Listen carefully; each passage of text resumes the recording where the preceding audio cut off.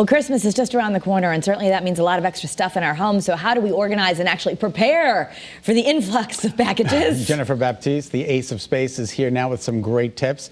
How awesome is that display behind you? Yeah, there, this is my son's. Yeah, this is my son's room, actually. My cat Delilah. I love Delilah. So, yeah. I love it. Look at that. It's unbelievable. Thank you. All right, so where do we start? Because there's so much that's coming in and so much that needs to go out, right? Yes, so you want to make sure, depending on, the kids, as you're going toys and pulling out anything that's age appropriate or they don't play with anymore. So the older kids, you can ask what they use and what they don't use, and they're pretty open and honest about what they're going to keep. The younger kids, don't make the mistake of asking, a 5-year-old and under if they want to keep something. They're going to tell you yes to everything. Yeah, exactly. You know it's something that's age appropriate. Just want to pull it out and organize what's left. Yeah. So also when we're making gift lists right now, my mother-in-law will say, what should I get for the kids?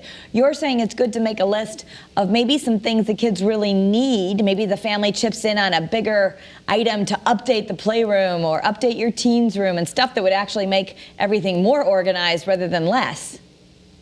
Right. So what you see behind me is the cube system. I've used them so many times in different areas of your home. So a lot of times the kids' storage isn't appropriate. You've never kind of transitioned from when they were and it was small stuff to something they might like now. So making sure that they're getting what they like. Art, you set them up an art desk. If they like Legos, you set them up a place to do that.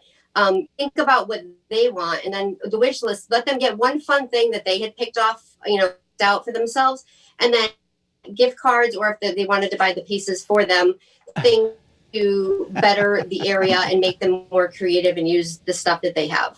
We're seeing the cat behind you. Is the cat on the Christmas list this year? I don't know. We have Freddy, so I think no more for us.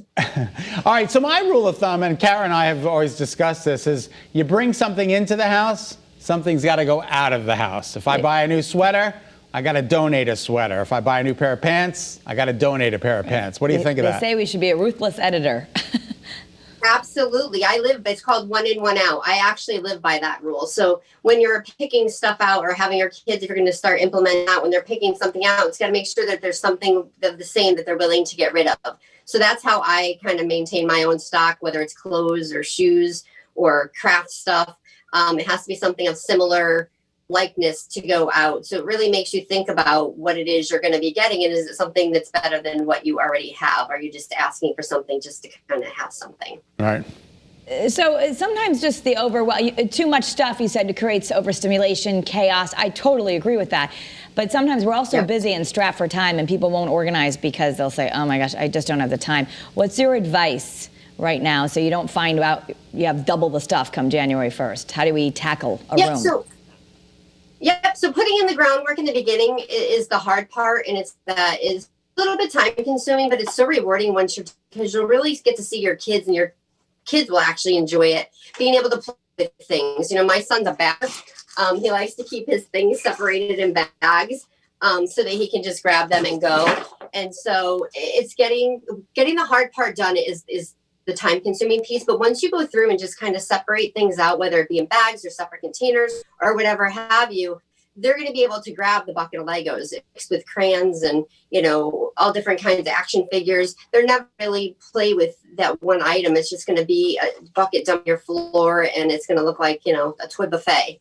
And so doing the hard part is the time consuming. So just do that, and then once it's done, holding them accountable, putting away things where they belong, not just kind of scooping them up and dumping them to one big toy box, but having an established place for them is key to keeping it neat. Jen, real quick, we only have about 30 seconds, but are you doing something for Bread for Life? I set up a snowman tire display in our front yard.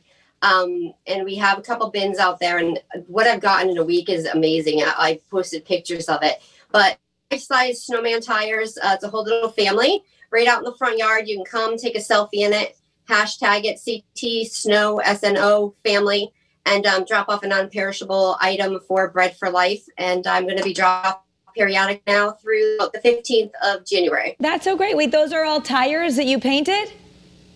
They are tires that were painted. Absolutely. And it took a while to find the ones that I needed. Wow. God Wow. bless. Well, thank you so Very much, Jen. clever. We appreciate your time and well, we'll see you before Christmas, but have a great week. Yeah, you too. Thanks for having me.